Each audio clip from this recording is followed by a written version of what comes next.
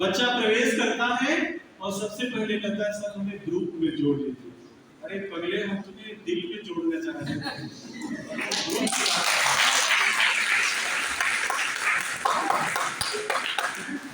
तुम्हें हृदय से लगाना चाह रहे थे, तुम एक ग्रुप में जुड़ना चाह रहे थे। गुरु तो रहा ही नहीं। अगर हमारे पटेल सर कुछ आपको बताएं, पीछे से तुरंत गूगल से पूछे कि सही बता रहे हैं कि तो गुरु पूरा गूगल बन क्लास। अब क्लास में इतना विश्वास नहीं रह गया है हमारे जो उच्चस्थ पद पे हैं कि वास्तव में टीचर और स्टूडेंट के बीच इंटरेक्शन हो रहा है कि नहीं। तो जो क्लास है वो कैमरा बन गया है। कैमरा में दोनों लोग बोल रहे हैं तो पढ़ाई अच्छी हो रही है, और कैमरा में अगर बोलते नहीं आ रहे तो पढ़ाई अच्छी नहीं है। ये हालत। इसीलिए ऐसी चीजों के लिए हमारी भारतीय ज्ञान परंपरा जरूरी है। पुस्तक, लाइब्रेरी तो जाना कोई नहीं पसंद सर, तो इसका पीडीएफ तो पढ़ सकता, तो पुस्तक बन गया पीडीएफ। पुस्तक जब आप पढ़ेंगे, एक एक लाइनों को जब पढ़ेंगे,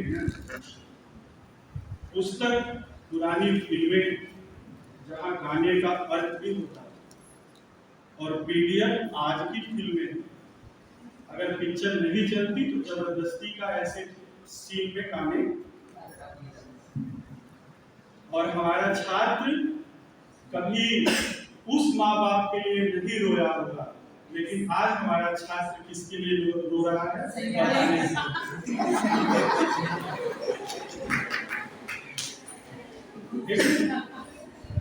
ब्लैक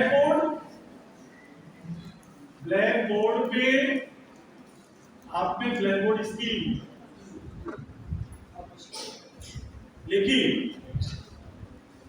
ब्लैक बोर्ड स्किल तो आप सीखते हो, वहां बताया जाता है कि आपको 45 डिग्री में खड़े होकर के इंटरेक्शन करना है। लेकिन जब वास्तविक रूप से आप शिक्षक बन जाते हो तो फिर ब्लैक बोर्ड आपके लिए डैशबोर्ड हो जाता है। कौन गंदा करेगा मेहनत से, जितना बढ़िया आए, कौन चौक लगाएगा, कौन ये लगाएगा। भाई जिसमें टीचिंग के प्रति इंटरेस्ट रहेगा उसी के पदों पर डस्ट रहेगा। और आजकल तो डस्ट वाला सिस्टम खत्म है, आजकल तो बढ़िया मार्कर वगैरह। तो इस भावना से आपको, और दुनिया भर की जितनी शिक्षा है, शिक्षण संस्थान को छोड़ करके सोशल मीडिया पर मिलता है। अगर सोशल मीडिया पर वो आ गया, अगर सोशल मीडिया पर लिख दिया डॉक्टर सुदर्शन सिंह उन्नाव के बहुत बड़े शिक्षा शास्त्री हैं, तब आप मानेंगे। हम यहाँ से आपको 3 घंटा चिल्लाए वो, अगर सोशल मीडिया पर आ गए तो अच्छा। प्यारे विद्यार्थियों, सोशल मीडिया पर जो ज्ञान है उसका भी जस्टिफिकेशन जरूरी है, और सोशल मीडिया पर जो ज्ञान है उसका जस्टिफिकेशन आप कहां से करते हो? फिर वही गूगल में पाए। जबकि जो जस्टिफिकेशन आपके वास्तविक गुरु कर सकते हैं,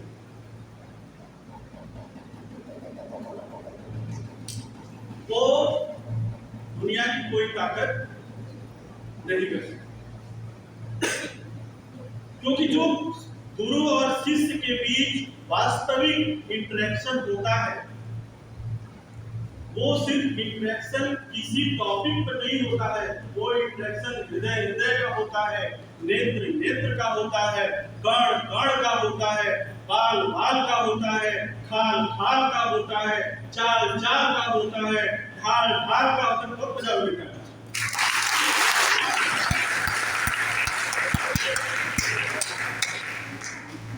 आज हम खड़े हैं यहाँ पे पूरे गर्व के साथ में, मैं कह रहा हूँ कि आज मैं यहाँ पर खड़ा हूँ तो मेरे प्राइमरी से लेकर पीएचडी तक के टीचर की बदौलत खड़ा।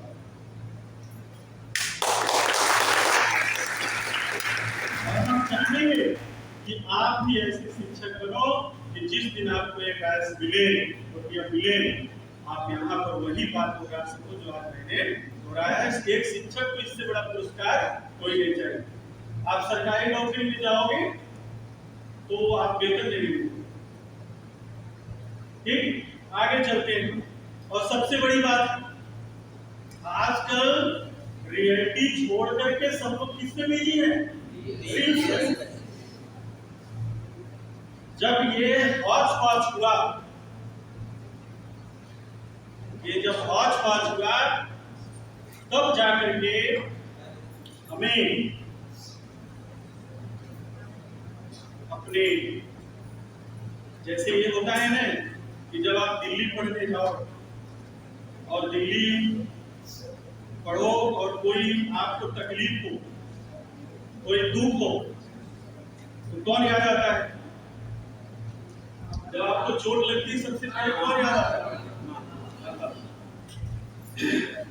आज हमें चोट लग रही है, सामाजिक रूप से, आर्थिक रूप से, राजनीतिक रूप से, हर तरह से हमें चोट लग रही है। तो हमें याद आ रहा है क्या? हमारी प्राचीन। अभी हमारा बच्चा हमको प्यार से गाली देता था तो चल जाता था, लेकिन अब पड़ोसी का बच्चा भी हमें गाली दे रहा है तब तकलीफ हो रही। हमें याद आ रहा है प्राचीन ज्ञान।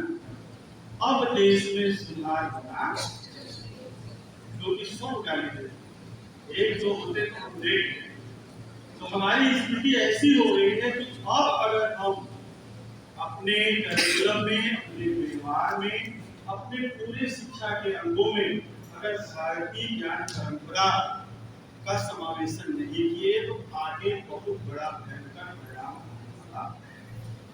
अब सवाल ये उठता है, अभी तो ये बहुत सारा आडंबर रचा गया है, अब सवाल ये उठता है कि वास्तव में भारतीय ज्ञान परंपरा है क्या? क्या सिर मुड़ा करके संस्कृत पढ़ने लगे, या ट्रेडिशनल कोर्सेज में आ जाए, या लैपटॉप छोड़ दे गुरुकुल चले जाए? क्या वो भारतीय ज्ञान परंपरा है क्या? जो भारतीय ज्ञान परंपरा है उसके मूल में 3 चीजें हैं। उन 3 चीजों को आप पल पल अपने जीवन में अगर अपनाते हैं तो निश्चय ही आप हमेशा प्रगति के रास्ते पर चलेंगे। नियंत्रित संस्कारित प्रगति के रास्ते। वो 3 चीजें क्या? धर्म, अध्यात्म, दर्शन।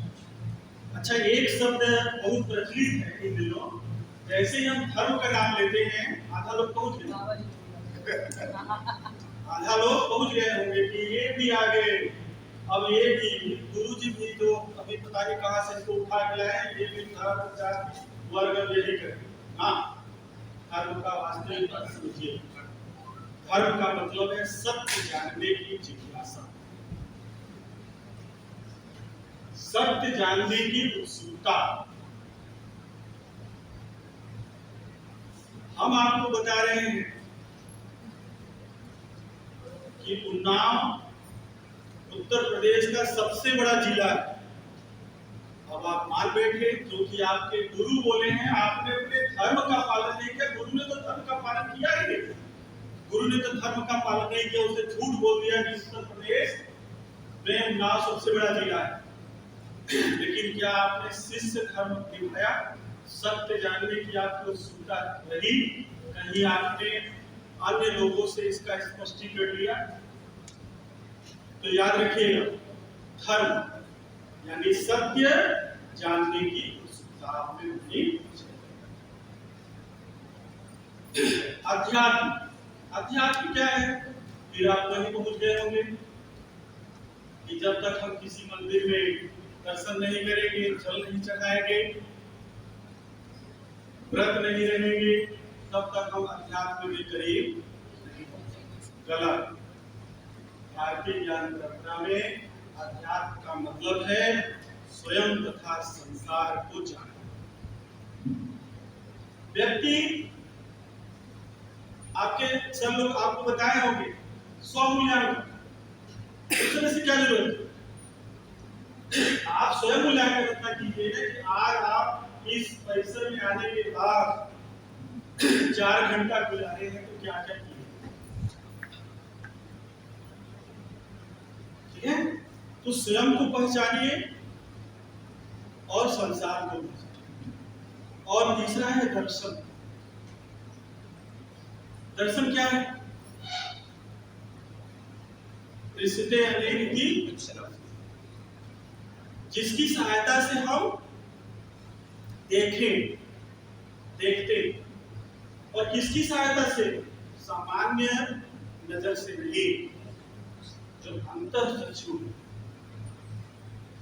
जो हमारी इंद्रियों को समन्वित करके जो देखने की प्रवृत्ति सामने आती है, उसे दर्शन। इन 3 चीजों को जब आप अपने जीवन में उतारते हैं तब समझ लीजिए कि आप भारतीय ज्ञान परंपरा के रास्ते पर चल चुके हैं और भारतीय ज्ञान परंपरा के रास्ते पर अपने विद्यार्थियों को चलाने लायक बन चुके हैं। और आज इसकी जरूरत है। आज इसलिए जरूरत है कि चारों तरफ फरेब है, धोखा है, अत्याचार है, भ्रष्टाचार है, दुराचार है, सब कुछ व्याप्त है। और सबसे बड़ी बात है कि एक ऐसा प्रतियोगिता है जिसका कोई अंत नहीं होता। बगल वाले के घर में कार आ गया, हम भी कार लेके भले बेकार है, ये कैसी प्रतियोगिता है? यानी आपने भारतीय ज्ञान परंपरा का निर्वहन नहीं किया। भारतीय ज्ञान परंपरा में क्या है? सत्य जानने की उत्सुकता। क्या आपको कार की जरूरत है? सत्य जानो, स्वयं को जानो। क्या हम उस लायक हैं कि केवल दिखावे के लिए दे रहे हैं? फिर आपका दर्शन तो आपको दिखाई दे। ये 2 चीजें अगर दुरुस्त हो गई तो आपका जो अंतःचक्षु है वो आपको अच्छा अच्छा चीज दिखाएगा ही। इनकी सारी चीजों को जब आप इसमें समाहित करते हो तब हमारे शिक्षा के अंग जो है सुंदर हो जाते हैं। आइए, क्योंकि भारतीय ज्ञान परंपरा के बहुत सारे परिप्रेक्ष्य हैं, हम सभी परिप्रेक्ष्यों पर चर्चा नहीं कर सकते। हम शिक्षा शास्त्र के विद्यार्थी हैं, तो हम ये देखें कि हम कैसे अपने शिक्षा के अंगों को भारतीय ज्ञान परंपरा में समाहित कर सकते हैं। अगर हमारी शिक्षा के सभी अंग भारतीय ज्ञान परंपरा से ओतप्रोत हो जाएंगे तो निश्चय ही इस प्रक्रिया से जो भी विद्यार्थी और शिक्षक और समाज भी मिलेगा वो फिर से नैतिकता और आध्यात्मिकता के रास्ते पर चलेंगे और फिर से हम अपने जो खोया हुआ गौरव है वो फिर से हासिल करने। एनईपी 2020 में बार-बार भारतीय ज्ञान परंपरा की चीजों को फोकस किया जा रहा है, इसीलिए फोकस किया जा रहा है ताकि इन चीजों को आप उसमें समाहित। अब शिक्षा के अंगों की बात करते हैं और वर्तमान में भारतीय ज्ञान परंपरा की प्रासंगिकता भी देखती है। दोनों का तुलनात्मक अध्ययन कर दीजिए और उसका जो बेस रहेगा वो बेस क्या रहेगा? हमारे शिक्षा के सभी लोग हल्का फुल्का पढ़े हो, एक 60 नोट्स से आपको उधर ले चलता हूं, बाकी वही अंतिम होगी कहानी सीधी। थोड़ा और बर्दाश्त कर लीजिए, ठीक है? बातें नहीं टीचर्स, बातें नहीं, इधर थोड़ा सा देखिए। ठीक है, थोड़ा सा ही शिक्षा, कहाँ की शिक्षा? अपने भारतीय ज्ञान परंपरा की शिक्षा कैसी होती थी? आत्मदर्शन। वो किस पर बल देता था? आत्मदर्शन। वो कहता था अपने आप को जानो। और आज की शिक्षा बताओ, उधर की शिक्षा आत्मदर्शन, इधर की शिक्षा प्रदर्शन। प्रदर्शन। आज इस उत्तर प्रदेश में ऐसे बहुत से हमारे शिक्षक साथी, हमारे साथी हैं जो हमसे लाख गुना बेहतर हैं, लेकिन किसी कारणवश आज सरकारी नौकरी में नहीं है। बताओ, हमारे उनमें ये समाज इतना खाई पैदा कर दिया है कि आज भी होली दिवाली में हम जाते हैं, हम चाहते हैं अपनी मित्र से मिले, लेकिन वो कोई न कोई बहाना बना करके इधर उधर हो जाता है। इतनी बड़ी खाई। जबकि मैं जानता हूं कि मेरे से बेहतर वो है। एक परीक्षा होती है, एक हॉल में हम लोग उपलब्ध होते हैं, उस समय हमारे माता पिता, ईश्वर और वातावरण की दुआएं लग जाती हैं। 5 क्वेश्चन हमारे सही हो जाते हैं, उसके 5 क्वेश्चन गलत हो जाते हैं, और एक इतनी बड़ी खाई। और इतनी बड़ी खाई कैसे? अगर हम टीचर हैं, आज के टीचर का कॉन्सेप्ट, मुझे माफ कीजिएगा हमारे शिक्षक बंधु, मैं भी इंक्लूडेड हूं।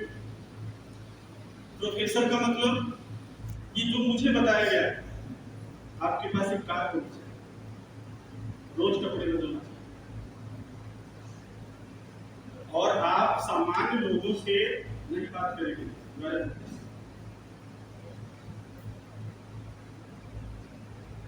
आप उस ठेलिया पे जो बेरोजगारी के 10 रुपए के गोलगप्पे खाते थे, अब आप नहीं खाओगे, क्योंकि आप प्रोफेसर हो गए हो। भाड़ में जाए ऐसी प्रोफेसरी।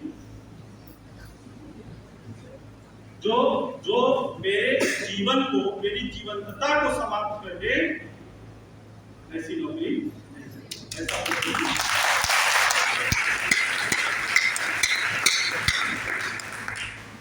वही मित्र जो अपने घर से कुछ लाता था तो वही पेड़ के नीचे बैठ करके हम लोग खाते थे, आज नौकरी लग गया तो उसके खाने में शर्म आ रही है। ये प्रदर्शन हमें नहीं चाहिए। हमें कहाँ लौटना है? आत्मदर्शन। जिस दिन आत्मदर्शन हो जाएगा ना, उस दिन आपको मालूम होगा कि हमें भी इस दुनिया से जाना है। अगर जीवन में मेरे प्यारे छात्र, अध्यापक, अध्यापिकाओं, अगर जीवन में अमरत्व चाहते हो तो प्रभावशाली शिक्षक करना सीख।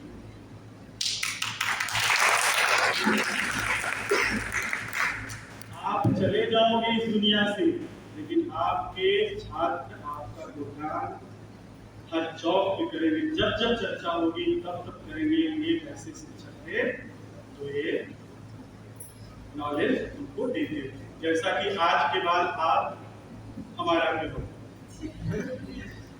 ये बस इतना अंतर है, वो घमंड और आत्मविश्वास।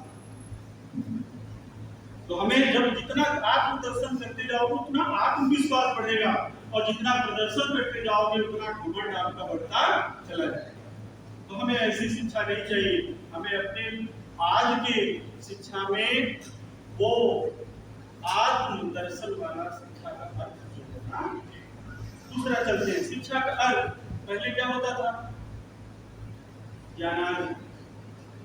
मालूम हो जाता था कि उस रियासत में कोई ऋषि मुनि आए हैं जो बहुत बड़े ज्ञानी हैं, तो राजा क्या करते थे? रथ भेजते थे और उसे आग्रह करते थे कि आज आप आइए, 5-6 महीना इस राज्य में अगर गुजार देंगे तो इस राज्य का क्या हो जाएगा। और आज क्या है? अनाज। आज आप यहाँ बैठे हो, ईमानदारी से बताना कितने लोग शिक्षक बनने के लिए आए हैं और कितने लोग घर से कुछ नहीं तो क्या बन जाए।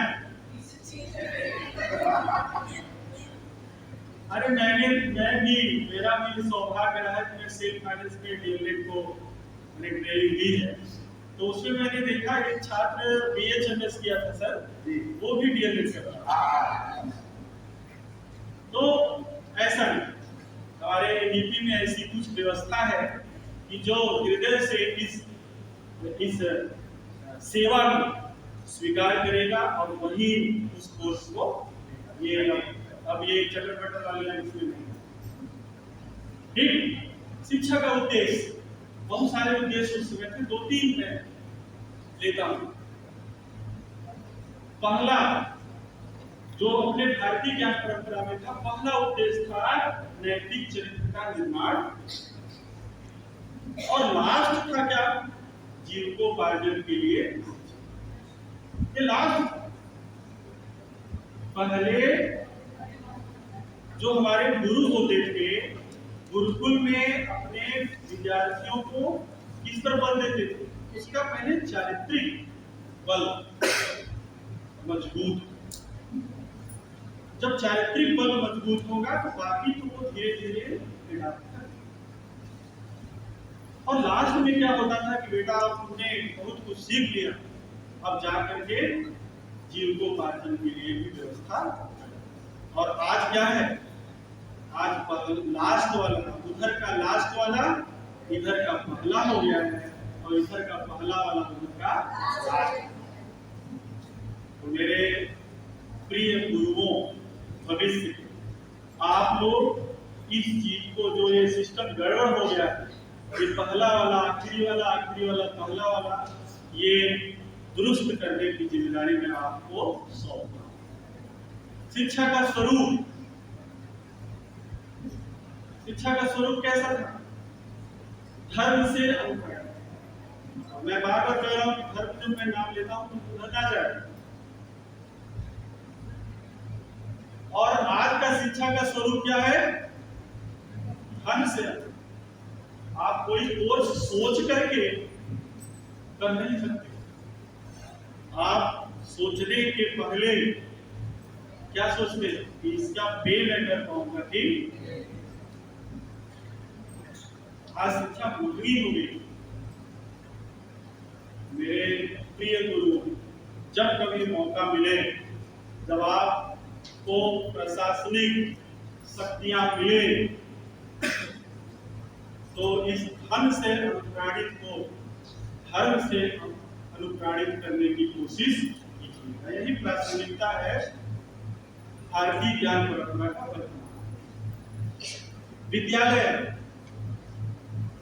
जीती जागती संस्थाएं। मैं और आप सभी लोग जो संजीदा हैं, जो संवेदनशील हैं, अगर कभी वैदिक शिक्षा में गुरुकुल का पूरा डिटेल पढ़ो, पढ़ के ही मजा आ जाता है। झरने होते थे, जीती जागती संस्थाएं। और आज की संस्थाएं क्या हैं? मैं जुलाई से इंतजार कर रहा हूं कि कोई 10 विद्यार्थी मिलते हैं, लेकिन रोज नए मिलते। और आज के विद्यार्थी को अगर उसके कैरियर की, ज्ञान की, चरित्र की, आध्यात्मिकता की, ये सब की बात कर दो, दूसरे दिन आपसे 8-20 फीट दूर से ही भागा। तो उधर जीती जागती संस्थाएं थी और इधर बिखर रही, मरी हुई संस्थाएं हो रही। पता नहीं कहां हमारे स्टूडेंट हैं। तो उन स्टूडेंटों को ये एहसास कराने के लिए कि नहीं, हम अब काम कर रहे हैं, हमारा ये सब कुछ सिस्टम सही हो रहा है, इसके लिए भी हमको अपने प्राचीन ज्ञान परंपरा पर काम करते, उधर से इधर चीजें लेकर के आना पड़ता। शिक्षक कैसे होते थे? आदर्शवादी शिष्य बनाते थे। आदर्शवादी स्वयं होते थे और शिष्य बनाते थे। आज क्या है? भौतिकवादी और चेलावादी। आज भौतिकवादी और चेलावादी। आप अपने शिक्षक को इस गेट में एंट्री करने से ही पहचान जाते हैं कि बहुत बढ़िया शिक्षक है, क्योंकि इनके पास बहुत बढ़िया गाड़ी है, रोज कपड़ा बदलते हैं। और शिक्षक भी उन्हीं छात्रों को पसंद करते हैं, शिष्य वाले को नहीं। जो आज इधर नहीं सर, थोड़ा सा मेरा क्लास है, इसके बाद आज उस शिष्य को पसंद करें। सर ये बेटा थोड़ा सा जलेबी लेकर आओ, क्लास तो नहीं करे सर, क्लास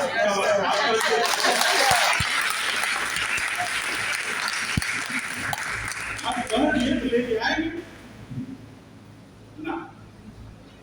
प्रिय गुरु, हमें शिष्य बनाना है, चेला शिष्य बनाओगे। जब तक शरीर रहेगा तब तक पूछे जाओगे, और चेला बनाओगे जिस दिन वो चालाकी जान गया, सबसे पहले आपको गाली देगा। सबसे पहले वो गाली देगा। तो अपने आरती ज्ञान परंपरा से हमें शिष्य बनाने का हुनर या इनकलकेट करना है। शिक्षक विधि पाठ्यक्रम भी है। पाठ्यक्रम के बारे में एनईपी में बहुत सारी चर्चा है कि उधर परा और अपरा, और इधर क्या होता था, आज क्या है। अभी तो कुछ एनईपी के बाद बदला है कि आपको इंफ्लेक्शन मिले हैं। पहले क्या होता था, साइंस, आर्ट, कॉमर्स, वो भी कौन तय करता था, हमारे मामा, हमारे मौसी, क्योंकि उनके लड़के पढ़ते, हमसे कोई नहीं। बस तू थोड़ा सा भोजपुरी लुक में हमारा आ जाता है, ये तू पढ़वे बस, ऐसे कि तोरे मौसी के लड़का ये था।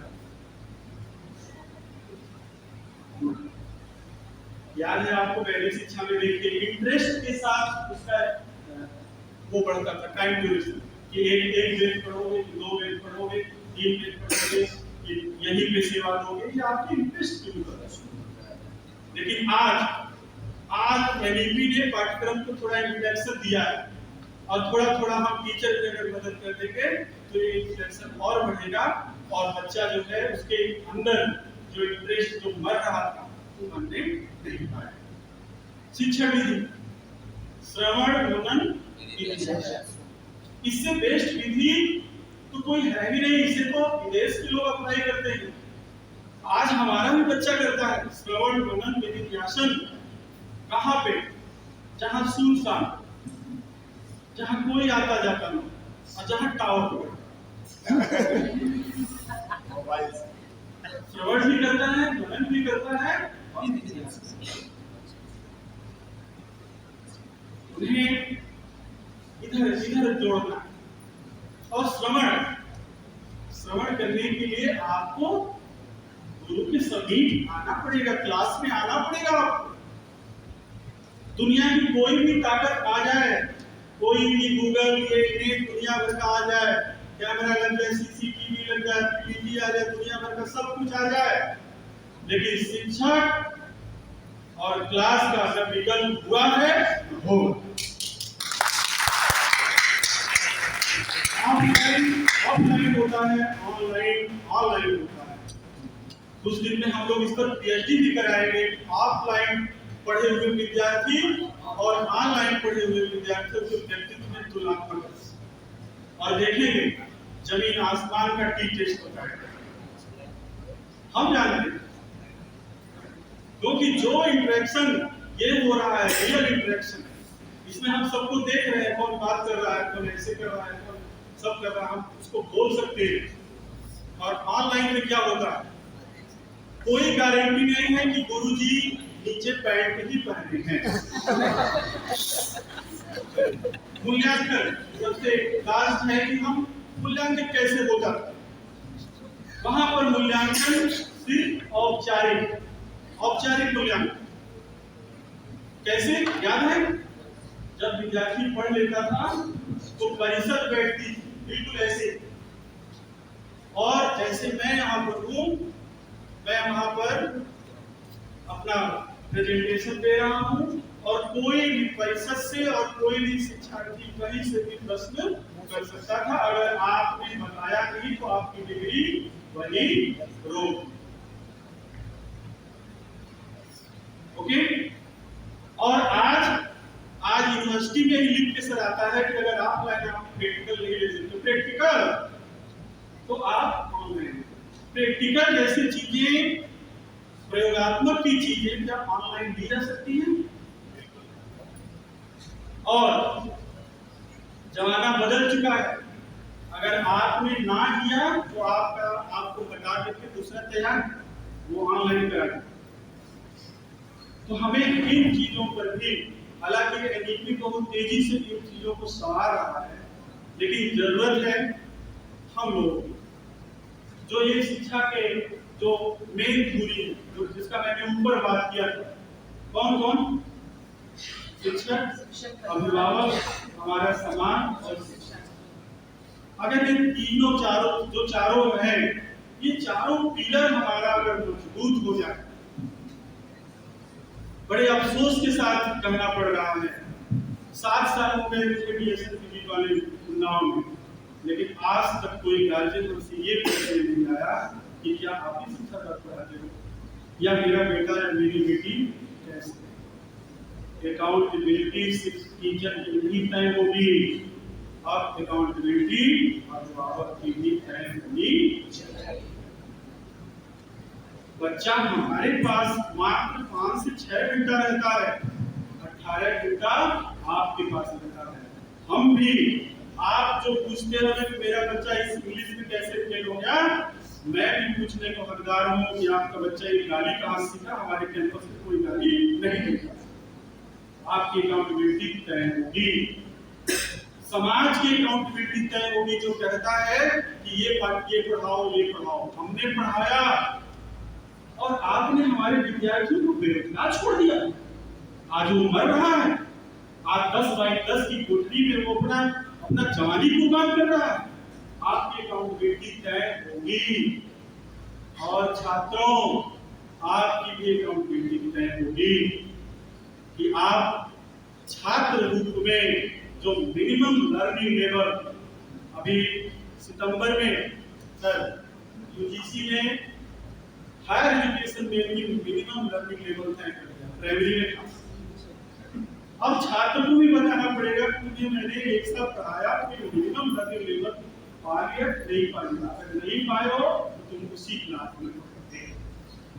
जब ये चारों लोगों की अकाउंटेबिलिटी तय हो जाएगी तब निश्चित ही हम जिस समाज की परिकल्पना कर रहे हैं, हमारा समाज बने और उसकी नींव हमारा भारतीय ज्ञान परंपरा होगा कि नहीं?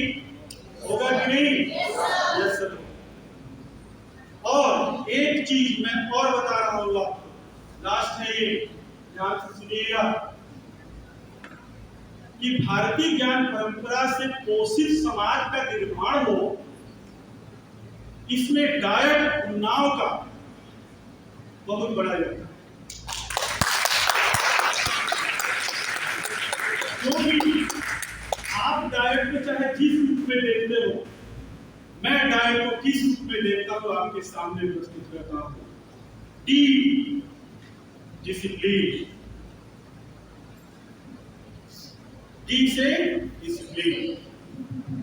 यहाँ का जो बच्चा हमारे भारतीय ज्ञान परंपरा में उठा के देखिए, वहां कहा जाता था कि अनुशासन की नींव पर शिक्षा पल्लवित होती। यहाँ तो हमें क्या करना है, भारतीय ज्ञान परंपरा से डिसिप्लिन को यहाँ लाना है, जो कि अस्त व्यस्त हो गया है। आज का विद्यार्थी अपने आई कार्ड से टीचर को प्रणाम करता है। हिस्ट्री, इकोनॉमिक्स, एजुकेशन, तीनों टीचर को प्रणाम करेगा, बाकी ज्योग्राफी, इंग्लिश, हिंदी, संस्कृत उसके टीचर नहीं है। ये भावना हटाना पड़ेगा, डिसिप्लिन।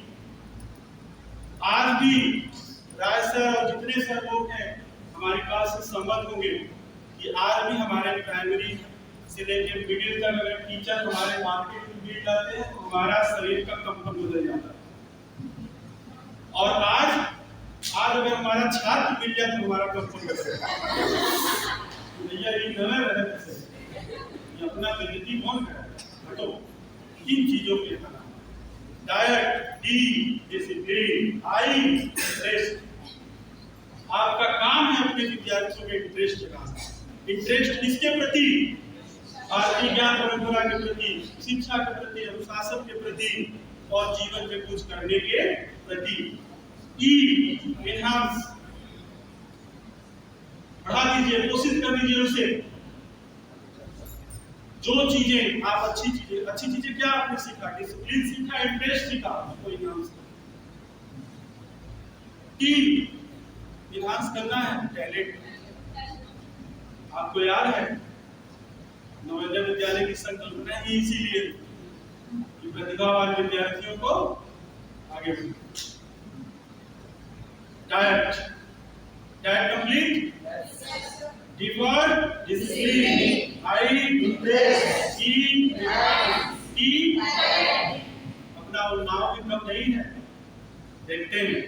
यू अंडरस्टैंड, जब तक अंडरस्टैंडिंग नहीं रहेगी आपका परिवार नहीं चल सकता मोहतरमा।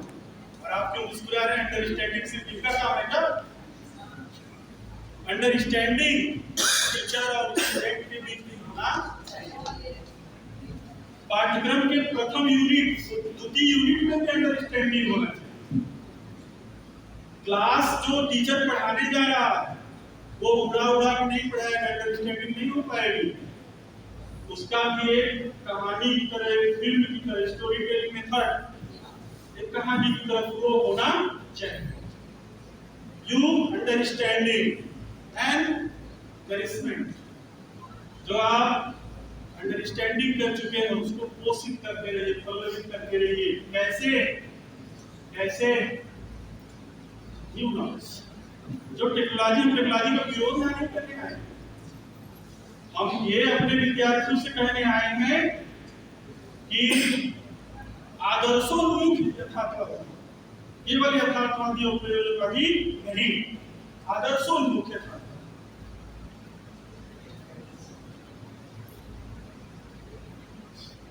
हमारा हर बच्चा अपने इंस्टीट्यूट में प्रवेश करने से बाद जो है, या प्रवेश करने से पहले इस धरती को प्रणाम करें, ये हमारे भारतीय ज्ञान परंपरा है।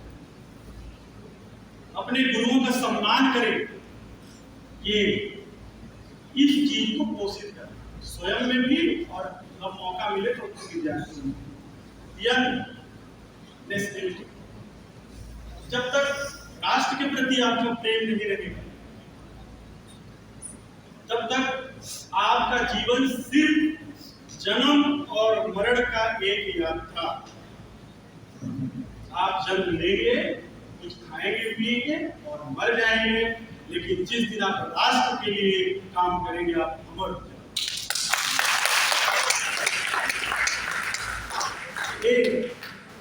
वही आ गया सबसे जबरदस्त चीज, अकाउंटेबिलिटी। इन सारी चीजों के लिए अकाउंटेबिलिटी तय होनी चाहिए। किसका? अब टीचर जिम्मेदार नहीं है, किसका? वही चारों की अकाउंटेबिलिटी तय। और जब वो लास्ट में अपॉर्चुनिटी, जब इतना हम करके आएंगे तो हमारे लिए दरवाजे, अपॉर्चुनिटी के दरवाजे खुले रहेंगे। भूल जाइए कि वैकेंसी नहीं आ रही है, आएगी। आप उस दौर से देखते हो 60,000 आएगी और 75,000 का सिलेक्शन हो गया, वैकेंसी आएगी। लेकिन हाँ, जो ये डायरेक्ट उन्नाव के रास्ते से गुजर के जाएगा वही कल प्राइमरी स्कूल में पाएगा।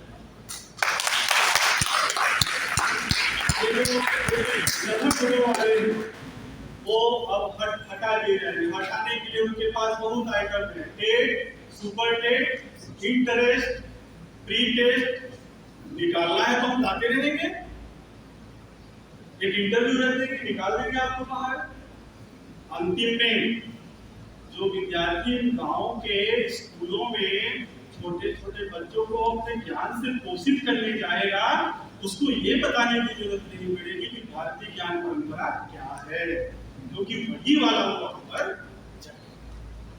तो इस प्रकार से अगर हम डायरेक्ट उन्नाव को जिस प्रकार से मैंने डिफाइन किया है, अगर उन चीजों को, ये सारी चीजें हमारे भारतीय ज्ञान परंपरा से है, उन चीजों को आज अगर हम अपने जीवन में, अपने पाठ्यक्रम में उतार पाते हैं, तब हम निश्चित ही हम बदलती दुनिया के साथ अपने अध्यात्म और नैतिकता की पृष्ठभूमि पर अच्छे से सशक्त कदम रखेंगे और स्वयं समाज और राष्ट्र का निर्माण करेंगे।